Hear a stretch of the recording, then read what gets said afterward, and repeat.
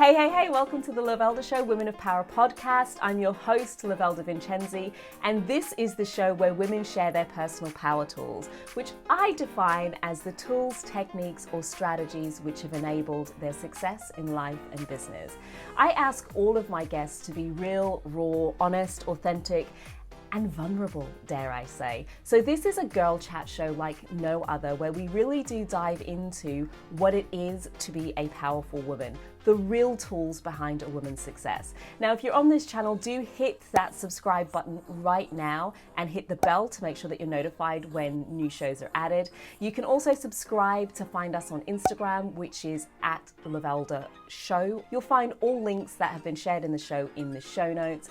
And right now we're going to hop straight over whilst I do a audio introduction before we jump into the full show. So let's get started. Hey, chicas, welcome to the Lovelda Show, Women of Power podcast.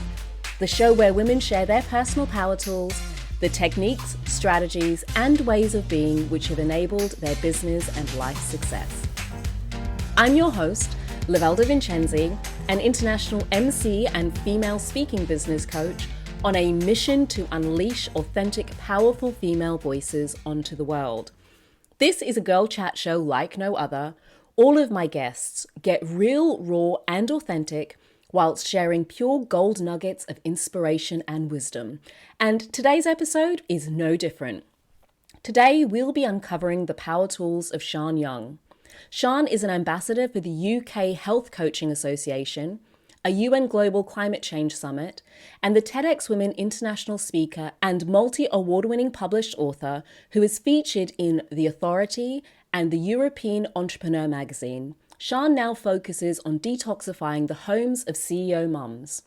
A CEO mum herself, who has been in business for over 20 years, helping over 5,000 women feel empowered in their lives, Sian believes that women have the key to great change. They just need the support to create sustainable spaces, freeing them up to step into their brilliance. Sian is also a wife to a pioneering sustainability strategist and mother of three. One who is 21 and due to COVID-19, she has not seen him in nearly a year. One who is a 16-year-old son from another mother, who is an online music entrepreneur, and a new baby girl who's just 11 months old and an official #pandemic baby, having spent most of her short life in quarantine. As far as I'm concerned, Sian is a real-life superhero who has navigated homelessness and single motherhood to rise like a phoenix from the ashes to own an incredible life that she now has as a mother, wife, business owner, and, well, goddess. So I really wanted to understand how one is able to juggle all of these different things, being a mother, being a business owner, being a wife, navigating homelessness, and still be able to have the mindset to show up and serve oneself as deeply as she does. So I needed to get to the bottom of this. But before we dive into it, if you are ready to get more from sharing your expertise, please do use the link in the show notes to download your free copy of my Speaker Marketing Blueprint, which is your guide to building the speaker marketing assets that match and reflect your expertise, enabling you to increase your fee regardless of if you're brand new to speaking or if you're ready to level up your speaking career. You'll also find in the notes any links to my special offers that I've got at the moment. And what I must share is right now we are doing a holiday draw to be with the chance to win a free speaker profile audit with myself. All you need to do is share something that you've seen here, like take this episode and share it and follow us on Instagram. So this is an Instagram only platform. And to find us on Instagram, it's at Lovelda Show.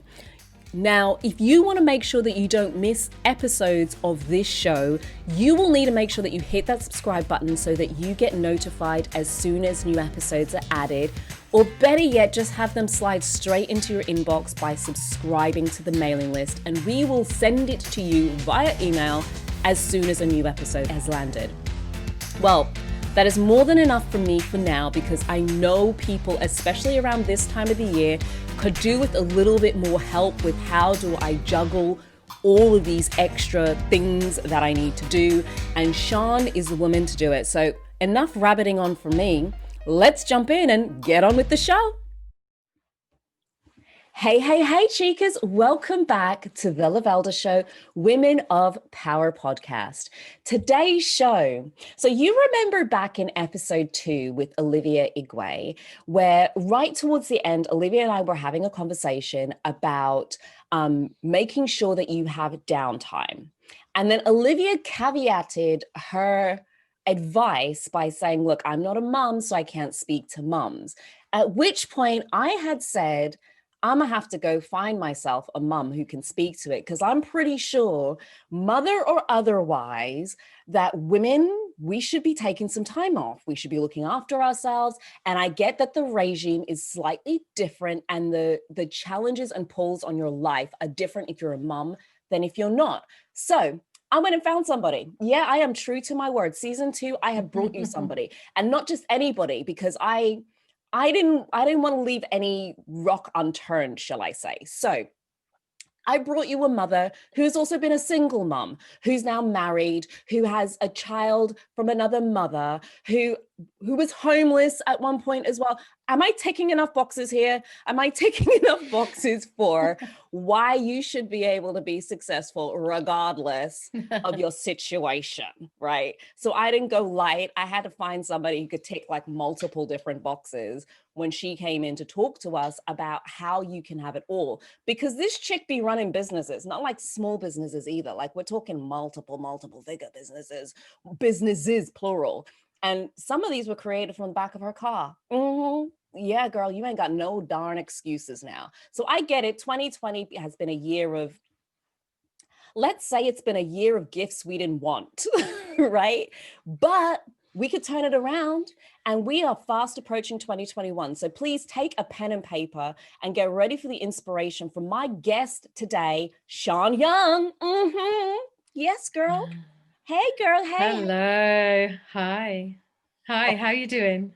Do you know what? I am so excited because I don't think I've met somebody before who has had quite so many, let's say, reasonable challenges, shall I say? The sort of challenges that would, I'm saying reasonable, but the sort of things where people would kind of gather around and say, there, darling, I understand why you are where you are. Like socially acceptable challenges in which you could have a, it's going to sound bad, but the word that's coming to me is like a cop out, or have a reason for not achieving to the extent that your original dreams were. Like you can have a bona fide reason for saying that 5-year-old dream hasn't happened because of the journey that my life has gone on.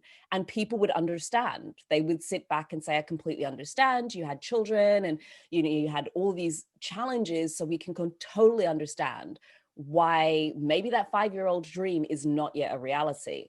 But you seem to have held on tight. I'm like, how'd you do it? Yeah, there's many skills which we'll share today as we move through this chat, but I'm just, taking time. Like you said, you have to take time for yourself, because you can't give and be a gift to the world if you don't first take time to understand the lessons your life is bringing you, because them lessons are coming so that you can translate them into gifts for the people who come into your life. And you can't do that if you don't take time. And so that's about having the right conversations now with my husband, before with my child when I was a single mother, and my support network. So we're going to share more of that today, but that's how I do it: is self-care, self-love, self-work, continually working at transforming what comes up. And like you mentioned before, I'd been homeless. That was 7 years I was homeless. Wow. So it wasn't no 2 months on a couch. It was real street life, and that takes some healing physically. I was 6 stone and emaciated, was bedridden for 2 years, unable to walk when I did find a house, and recovered from PTSD. So yeah, they are challenges that people could say, okay. In fact, I had an MP once tell me that the people that they have seen gone through what I have gone through are in mental institutions or dead or addicted to stuff, right? So the skills that I am bringing are ones that have been tried and tested multiple times, not just by me, but by the people I work with as well. And they do transform your life. And one of the key ones is that, like you said at the beginning, that your other guest had said, you do have to take time for yourself and create that time, especially when you're a mother.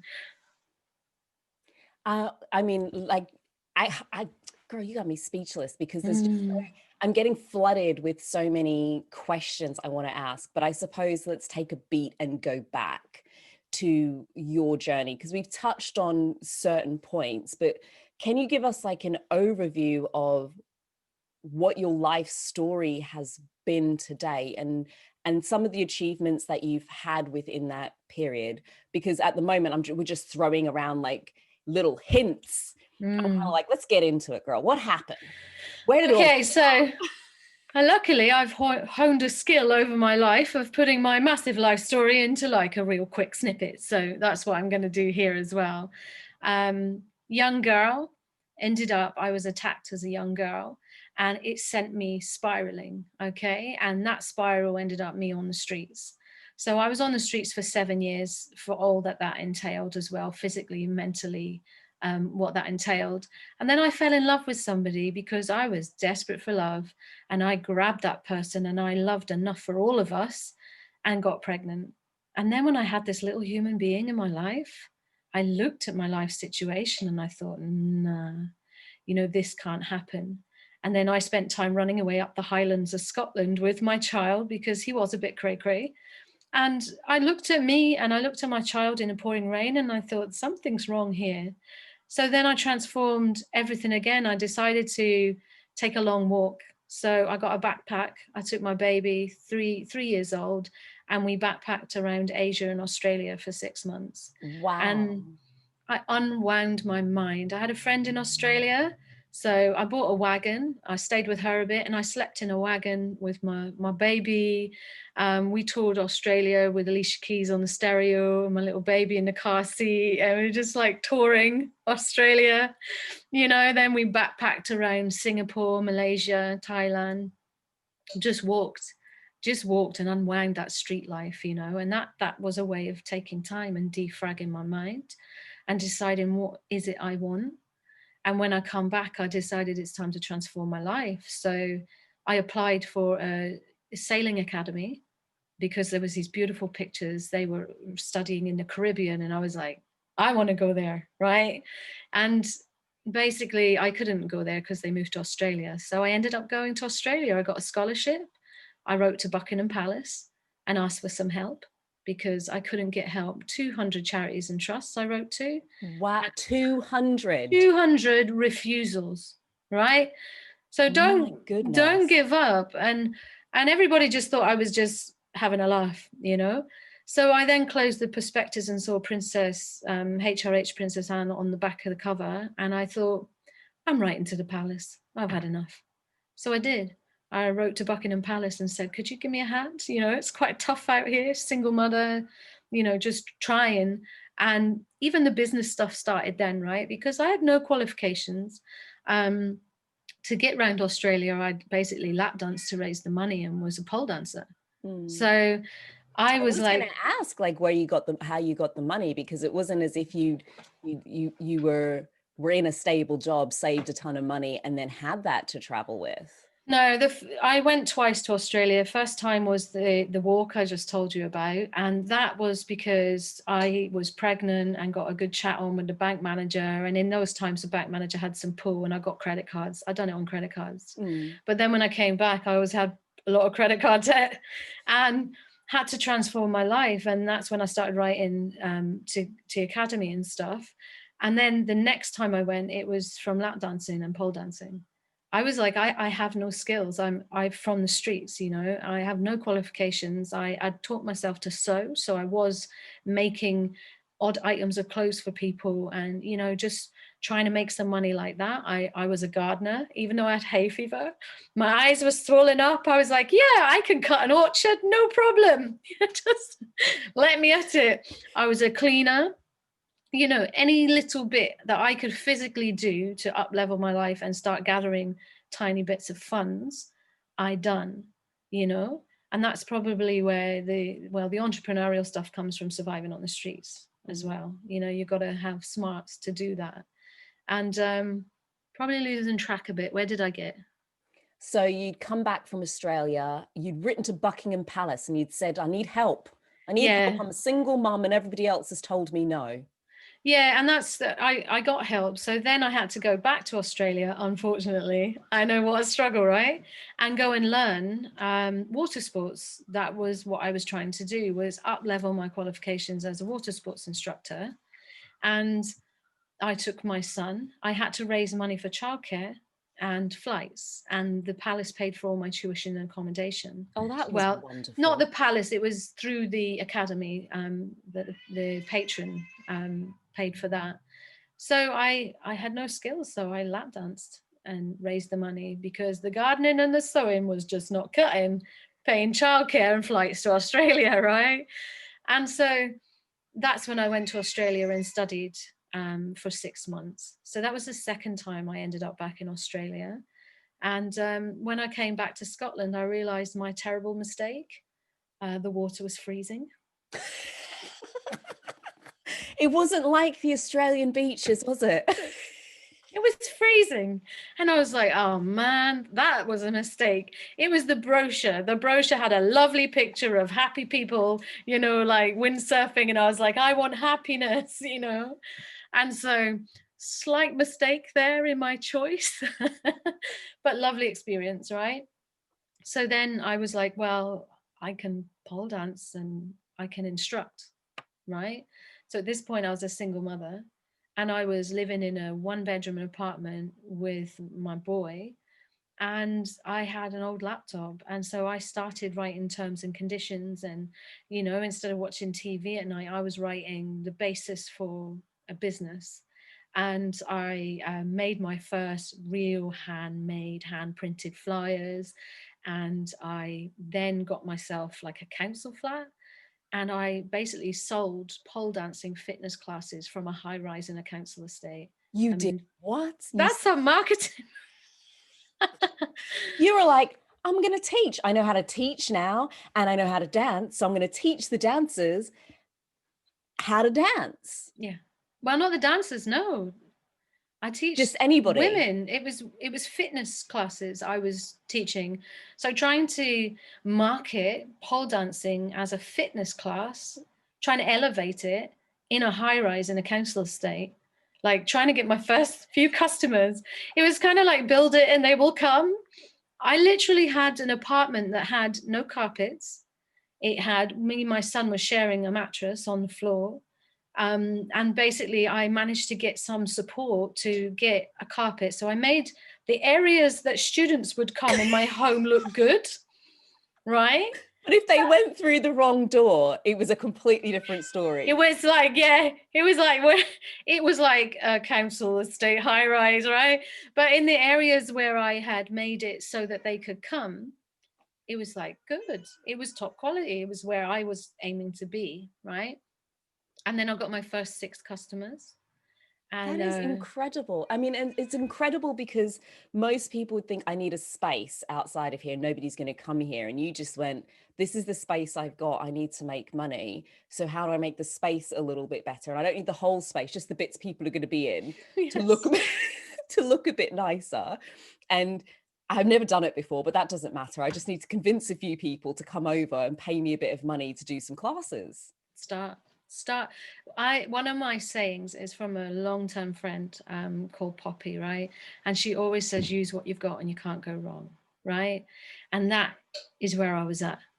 I had what I had, and I was refusing to have the life that I'd been living and have that as my son's story. I had to show my son that, there's another way. Mm-hmm. So this was the driving force behind me. And then obviously the story of the palace and homelessness and all that sort of drove press interest and pole dancing in a high rise. And then eventually a studio opportunity came up in my local town.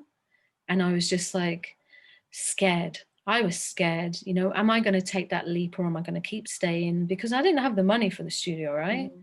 So then suddenly I became like mad cleaner and seamstress and gardener again. Yeah. what skills do I have to raise some money? Well, I can clean and I can garden and I can sew. So I'm cleaning and gardening and sewing for anybody who wants it. And I think sometimes we forget about those core skills that we have available. If you can bake like a mad woman. Just bake for everybody. If you can cook up meals and people like your food, cook something. But we can I would say a caveat on that. Do your food handling course first for legal reasons and be insured. Don't just bake and feed people. Within Keep reason. it good. Keep it tight. Keep it legit. Yeah. Keep it legit. But I think the point being, we can honestly forget about some of these skills that we've got, that that we're able to read, that we can write, that we can think in a certain sort of way, that we're good on a computer when others aren't. Whatever it is, those things that we may take for granted, and looking for it to kind of come to us. But I'm gonna say it, I love how scrappy you got. I can garden even though my eyes are watering and I can't see a darn thing because the hay fever is kicking off. And I taught myself how to sew, and I'm handy with a mop. So whose house needs a clean? I'm up for it. Yeah. Yeah. And the people I met doing these jobs as well enriched who I was and gave me growth. So you may think that going to clean someone's house is like, no, that's not my thing. And believe me, it's nothing I wanted to do either. But I learned from some of the people, because some of them were like business people who were paying me because they had the money at the point and they didn't have the time. So because of the person I am, which is I'm honorable, I show up. If I say I'm going to do it, I do it. If I say I'm not going to do it, then I'm not going to do it. I'm really quite simple, right? Then I built relationships with these people. And then when they met my son, they realized through seeing my son that I was the truth. I wasn't some just kind of smoke screen. So then they shared knowledge with me that helped me grow. So there was more to it than just getting that money to get the studio. And then I was at the point where I got the studio, right? And so I had the studio and I had enough money for the window signs, or I could have put that away for rent. It didn't even cover rent, right?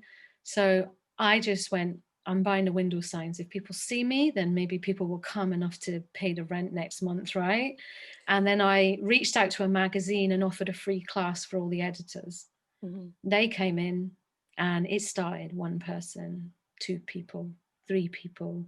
And in the end, that business served 5,000 women. I won multiple awards and published a book about my street life in it. Yeah. Wow. In 7 years. So, wow. That came from what I just showed you. Do you know what I mean? And that was the start of my entrepreneurial journey, single mother. My son used to come to the studio and sit in the office and I'd set him up with, toys and stuff like that. And, it was funny seeing his journey as a young boy and all these pole dancers going by, hiding his eyes, because he had to go through the class to go to the toilet. And then by the time he was a teenager, he had these lovely students who used to do showcases and they'd be all in these beautiful outfits and he'd be like picture. And everybody loved him because they saw him grow. And he learned a work ethic, and he's actually just launched with his friends a tech business now because he's now 22. Wow. My goodness. There's so many lessons in there and so much inspiration as well. And I love when you say that sometimes those little moments that feel like maybe you're just making it do, but it's like your mind was always switched on to what next. Like what's interesting is you can go to a cleaning job and have it just be a cleaning job, or you can go to a cleaning job and notice that the person who's paying you is doing the thing you want to do and ask a few questions. And then that allows you to move things forward a lot quicker than you otherwise would do. I mean, who thinks, I know what I'll do. I'm going to pick a magazine and invite all of the editors for free to do a class. That's just business mindset straight away. Like, how do I get this out to as many people as possible? And we've all got those sorts of skills. We can all write to a magazine. Sometimes they'll answer, sometimes they won't answer, but it's that robustness of character. Girl, you just an inspiration to the world. Oh, thank you. But I really kind of want to get back to this idea of Because there's so much more. That only takes us to business number one. Yeah. Yes, ladies, there's more after this. This was just business one. And this was before the other kids arrived. Yes. This was a warm-up.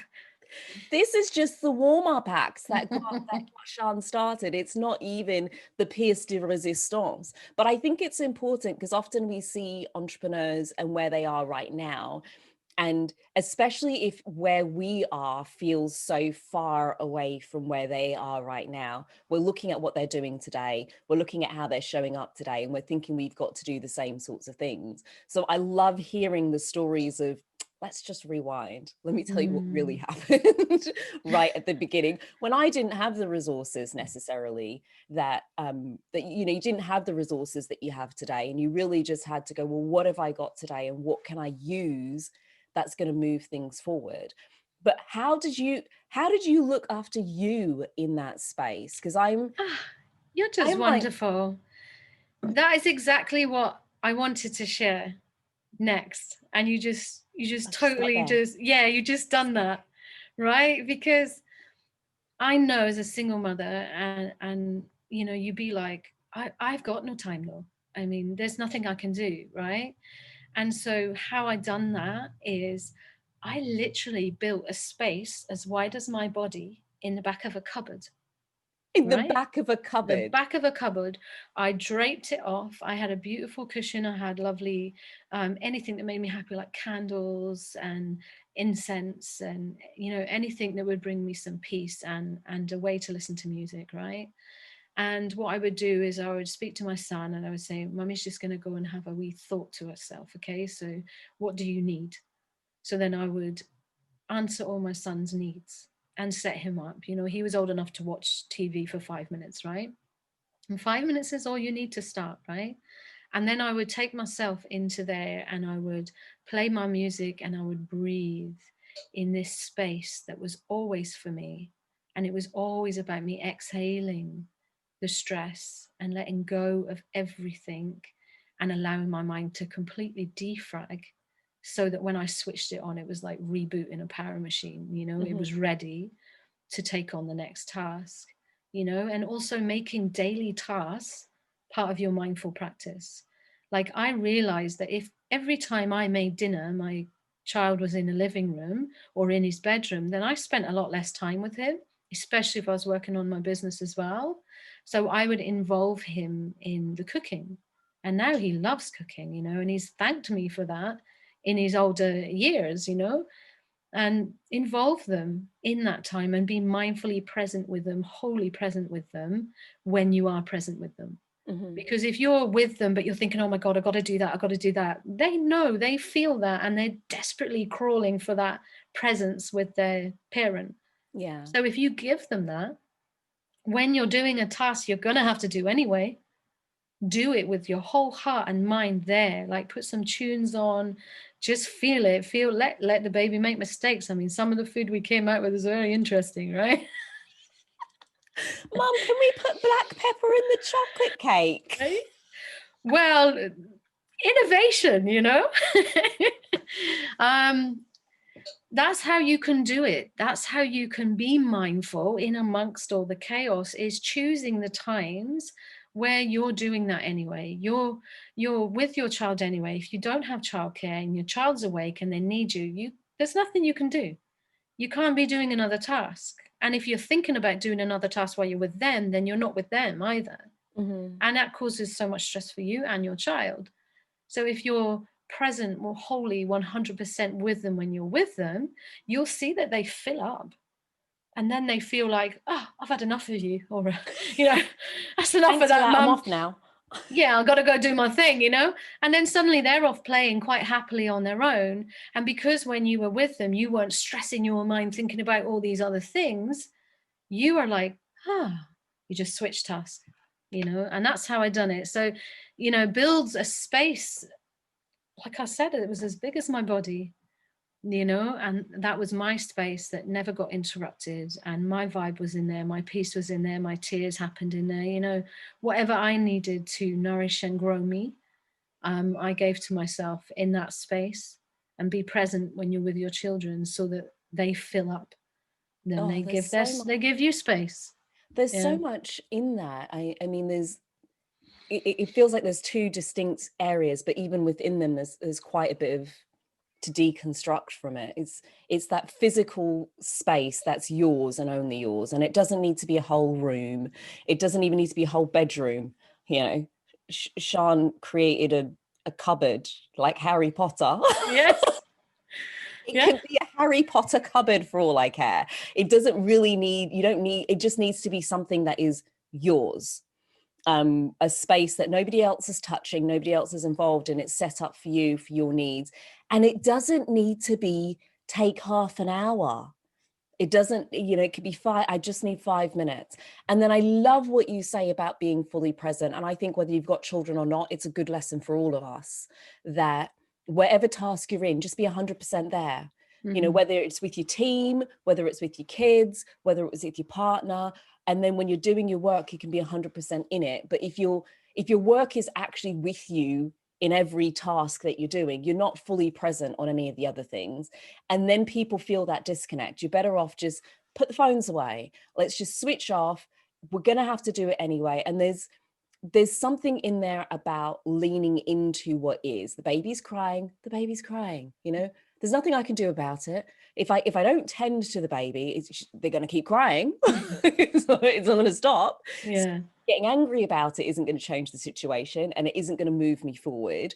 So let me just be fully present with this now, such that I love this idea of let me fill up my child's cup, such that they're so overflowing with love and presence that now they're happy, because that's what they're after. They're just craving, can I just have your attention? Can I have you for a moment? And then it's almost easier. It feels like that structure of, if I'm fully present, made it easier for you to then not be present when you needed to focus on something else. Yeah. Yeah. And I have a baby now who's 14 months old, and I do the same with her. Like, I have a husband now, so that's great, because that is like, I got another whole person in the house with my baby, which is awesome, right? And especially that takes having the right conversations.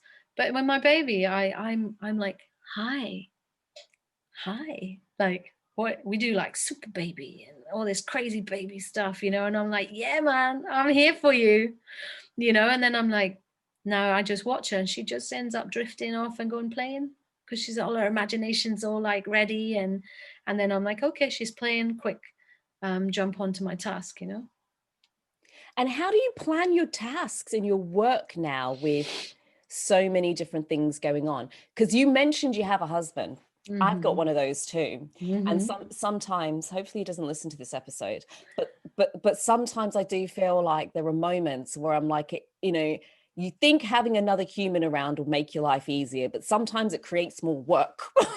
Right? So how do you manage that dynamic as well? Because you're both entrepreneurs, so it's not like you've got different challenges. And I know for me, when we went in lockdown, it was almost like it was battle of the wills. It was like my business, right? So how do you manage that dynamic now? Because they've got a business that's got requirements and needs their time. You've got children, you've got a household, you've got a business. How do you manage that so that you've got a nice flow and still have Sian time? Well, sometimes it feels like, and we laugh about it, it's a bit like tag team. We're like, hey, tap, you're in, and then they're off, and then I'm with the baby. And every Saturday we do nothing together as a family, right? So we stop that week of like, woo, like on it, to just stop, and we just be with each other, that kind of presence, on a Saturday. So we look at each other and remember like how awesome we are and why we're doing this and what our dreams are. And we touch base with our dream. We touch base with why we're putting in all this effort. Do you know what I mean? And he's very much stay up late at night, and I'm a very much get up early in the morning. So, we have like completely different rhythms. Yeah, we have arrangements that work like that. And we're both aware that, we stop after the baby's gone to bed together as a couple. for about a couple of hours, and then I'm off to my bed, and then he does more of his stuff. And then I can sometimes get up at 5 a.m. and do some of my stuff before the baby gets up. And then we spend time together again when the baby gets up to fill her cup. Mm-hmm. Do you know what I mean? So it is very fluid. It has to be very fluid. But also as a woman, and this is the bit that my husband's heard me say anyway, but it's like we can slip into subconscious habits as a woman, and especially when you're a mother. When you become a mother, you have all this subconscious baggage just lands on your head, like you're supposed to be this certain kind of woman. You're supposed to do all this extra work. You're supposed to just be happy doing more domestic chores and unbalanced. And then men are brought up in a world where their subconscious information is that once you have a wife and mother or wife, suddenly all the domestic stuff's kind of taken care of. And even if they were wholly independent before they moved into that relationship, that changes. Mm-hmm. And then also you have to monitor your own reactions to things. Like there's certain things that my husband does that he will never not do because I saw his mum visit and she does them, and I'm like, okay, that one's deep, right? So I need to monitor how I react to it. Yeah, because it will never change, you know, and I love him and he's awesome. So this bit I don't like, but it will never change. So that you have to deal with yourself. You have to deal with your own emotions with it, and you can only do that by having good self-care practice, right? And then also having conversations, like when things happen, like I do like mini strikes. I do like silent strikes. Basically, you mentioned the other son from another mother. Well, he moved in at 14 years old, and then we moved to England from Scotland, and he was like fully fledged teenager at that point. And, you know, we were meant to have our jobs. Like I would sit down and we would all talk about, you know, the dividing of the work in the house, because it's not my job to do everything, and I'm not taking it on, right? And you would see it slipping. Like I said I would cook food for everybody, but they had to tidy up, right? Yeah. So then they would just kind of not tidy up, like, and it kept but they'd eat the food. Oh, they eat the food. They would show up prompto for dinner, I'm sure. Yes. Bellies empty, knives and forks at the ready. Yes. And so what I would do is I would watch it happening and say, okay, this is not happening. So instead of going into the drama of it, going into the fight and the pain bodies and all of that, because I have good self-care, I stay present in myself, and I observe that this is not, it's not equality, and I'm going to live an equal life, right?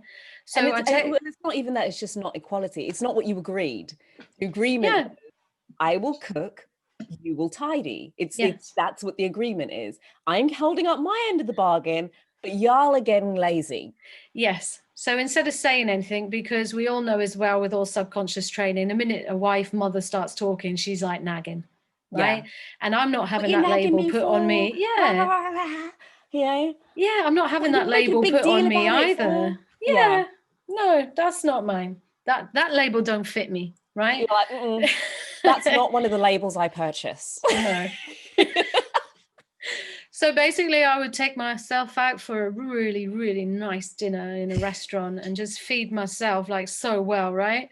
And then I would come home, I'd put my feet up, you know, just chill out, put some movie on, and then dinner time would pass and everybody's looking at me. Feeling a bit hungry. No smell. Yeah. No smell of dinner, nothing happening. Doesn't smell like she put something in the oven. She's quite relaxed here, but my belly's empty. And then they would be like, where's dinner? And I was like, oh, I thought we were all just kicking back and doing nothing lately. I thought, yeah, it's cool. I enjoy that too. I'm just going to join everybody else. And they'd be like, and they'd run through the kitchen, start tidying up and cook their own dinner, you know. And then after that, they would remember, you know. So it's things like that. It's having the conversations. If you can't beat them, join them. So this is the behavior this is the new acceptable behavior. Apparently I didn't get the memo. I'm a bit late to the party, but I'm joining now. So as we're all kicking back and relaxing, I shall do the same thing, but I'll make sure I'm fed first. I love that. Yeah. But also, like, because I can hear already some mothers going, but my kid's too young. What if they starve, or what if they're screaming because they're hungry, right? That was with a teenager, right? But with my baby, I would just like give her some bananas and oranges and just finger food, you know. So the baby's not starving, you know, the baby's had lots of fruit. She's fine. Mommy's fine. You know, it's just the people in the house who are supposed to do something who are hungry, you know, and they soon learn through that, that, you know, maybe they need to keep to what they promised, you know. I So love that's how I that. deal I with mean, that. I do similar sorts of things. My mother is just like, Lovelda, you can't do that. And I said, it's the only way my husband knows how to learn. So I now, we've now got a running joke, and I'll say, babe, don't do it then. You know, I've asked you to do this for me several times. You keep telling me it's happening tomorrow. It's always tomorrow. So I said, look, you've got till the end of the week. And if it doesn't happen, you'll have a gift that you really won't like. Oh, I'm Like scared. you know, What gift do you give him? I make it up depending on how I'm feeling on that day. It depends on how Oh, irritated I am by it. But ooh. it's like more than enough time. I've been more than reasonable about it. If the tables were turned, you would not be happy about having to wait so long for something to be done. So this is your last chance. If you don't do it, you'll have a gift that you don't like. And so I kind of stopped, similar to you, I stopped the fighting. I just can't see the point in fighting. Yeah, I just now kind of go, disengage. I'm disengaged. If this is how we're going to play it, I'm going to wash my laundry and you wash your laundry. I'll clean my dishes, you clean your dishes. We can live like this, because apparently when we try to live like this is how we've agreed to do it, you want your stuff to slip. So you know what? I'm just going to start slipping too. So, but I'm not going to step in and then get frustrated that I'm doing more stuff. I'm just going to kind of go, oh, we're not doing it. We're not doing stuff anymore. Okay, let's both sit here in a filthy house, or you know, just take myself out and go stay somewhere else for a little while, and you stay here in the filthy house. But I'm not going to fight you over it anymore, because it just takes a lot of energy, and it's not boundaries. I think we make up that the fight is defending our boundaries. And sometimes defending our boundaries is just making a different decision. It's like, okay, cool. If you're not going to live up to the bargain, then I'm going to take these things away. And that's I can hear as well some women saying, but they can't live in a house that's chaotic and messy.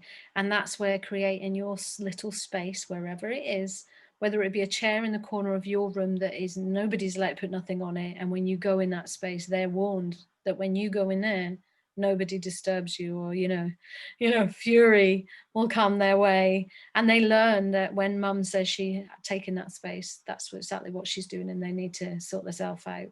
Because if you must control, and women have this habit as well, is trying to control every aspect of the home, then you will wear yourself out, and you won't have the energy to create a business that you can then start paying cleaners to come in and take that element out altogether. Do you know what I mean? And childcare wise, me and my husband, especially in a pandemic, don't want to leave our child with anybody else, because we're protecting her. So we are raising a centre just now for sustainable action. I have my coaching business. He has his consultancy business. And so we're doing that with a young, 14-month-old baby.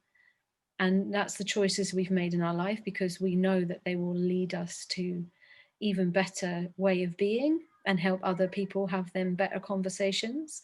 So, you maybe have a little bit of discomfort now where you're sitting in a home where it's not your standard.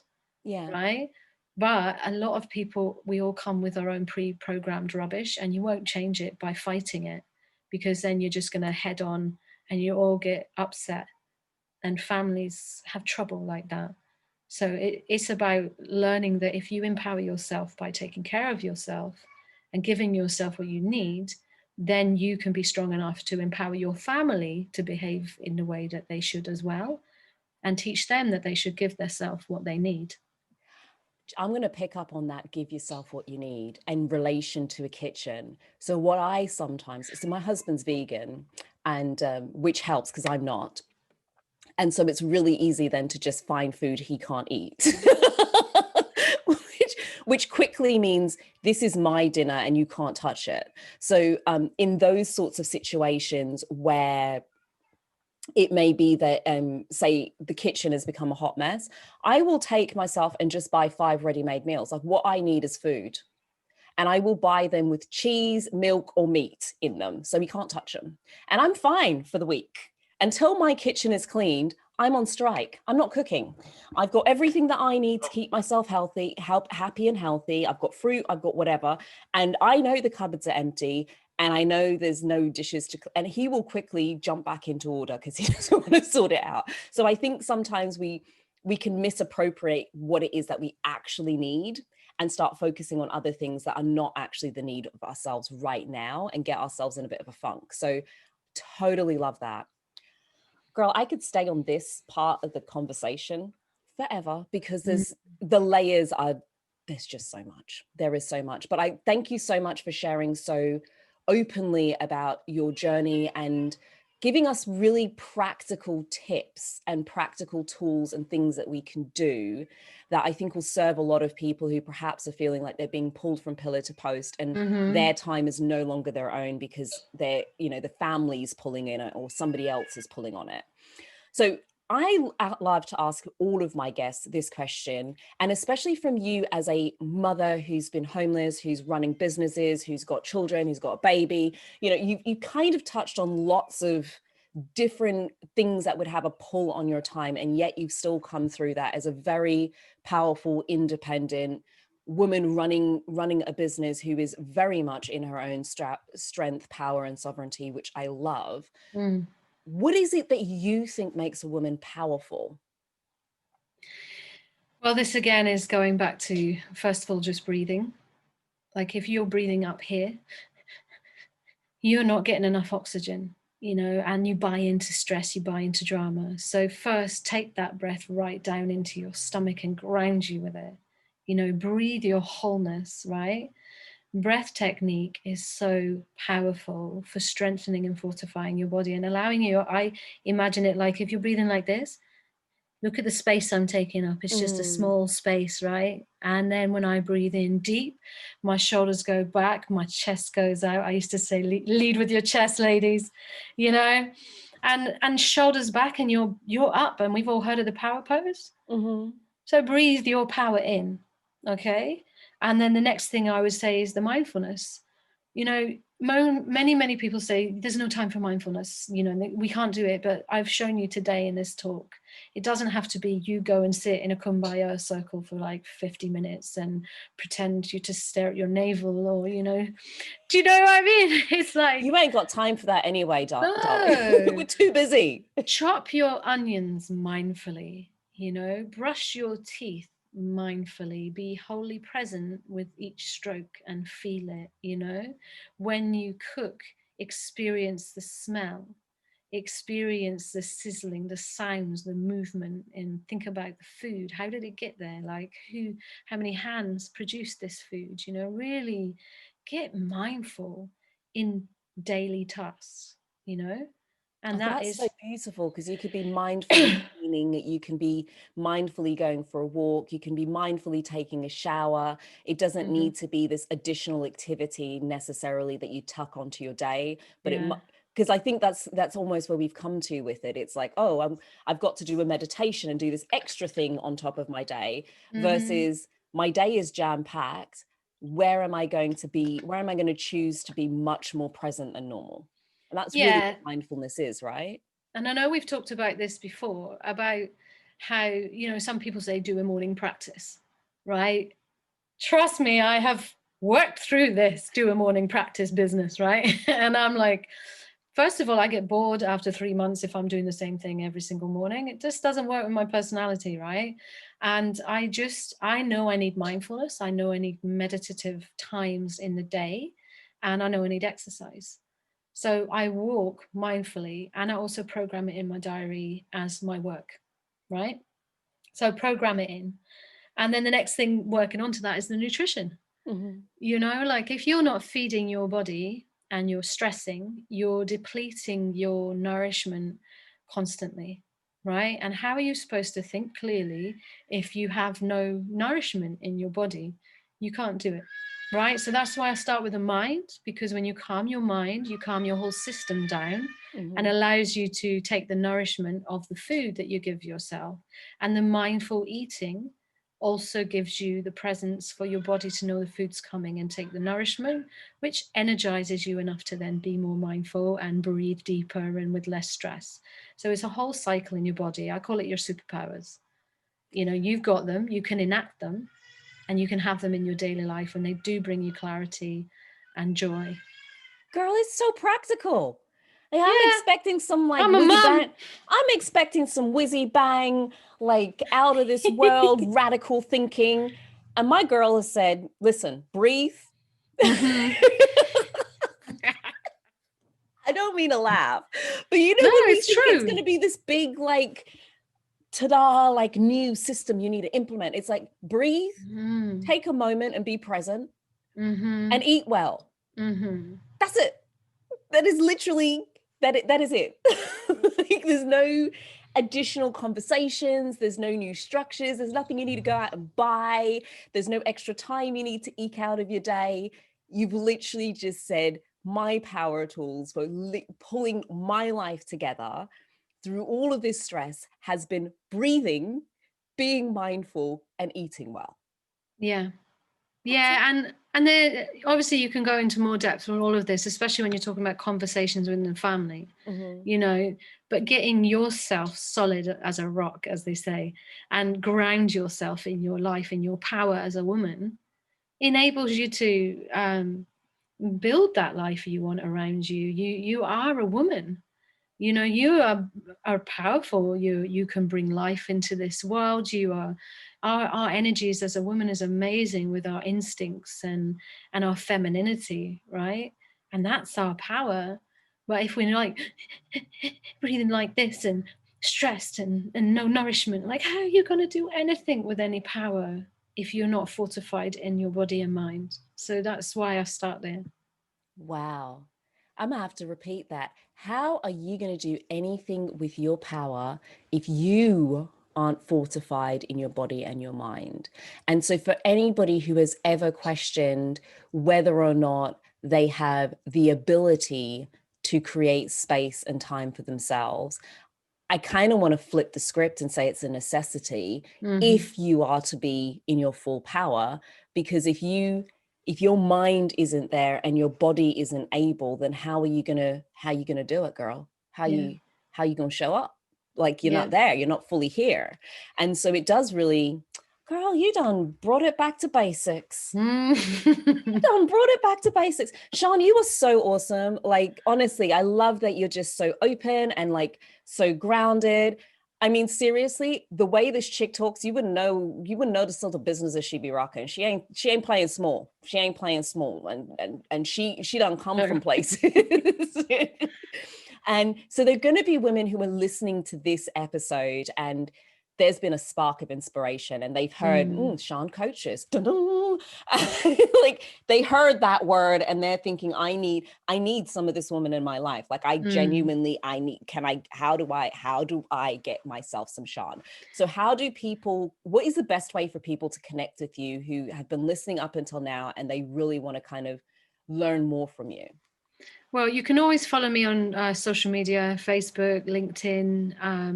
I'm in Twitter, Instagram, or on my website, sian-young.com, is basically a link to my diary, and I offer virtual chat for 15 minutes. So if you want to just like come and chat and say, look, you know, how could you help me step into my brilliance, basically, because that's what I'm all about for women, then just come now. Links are in the show notes. And if you aren't already clicking on it, you snoozing and you losing. That's all I'm going to tell you, because I would be jumping all over a 15-minute chat with Sian. I mean, so much so that I took, you know, I had to bring her on here so I could have a longer chat with her, because it is worth every last second of it. Squeeze it out of there. All of those links are in the show notes. And here's the best bit. Sian brought gifts. What you got for us? So I do have on my website as well. It's called How to Live a Sustainable Life and Stop Poisoning Your Kids. And it's basically an e-bundle with the tools that I have, different breathing techniques, meditations. It also has a video that walks you through how to detoxify your bathroom. So you start your day with less chemical load on your body and your mind and that of your family.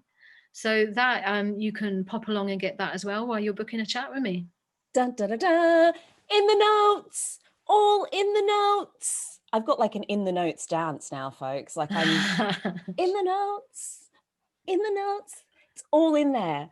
Mamma mia, oh my gosh, the amount that we have covered. And thank you for your vulnerability and your openness and your frankness in terms of your journey, your learnings, and really kind of coming from a space of empowering and inspiring people, because I found it very inspiring, and it's useful to know this stuff in advance and that you've made it so actionable. So thank you so much. Yeah, you're welcome.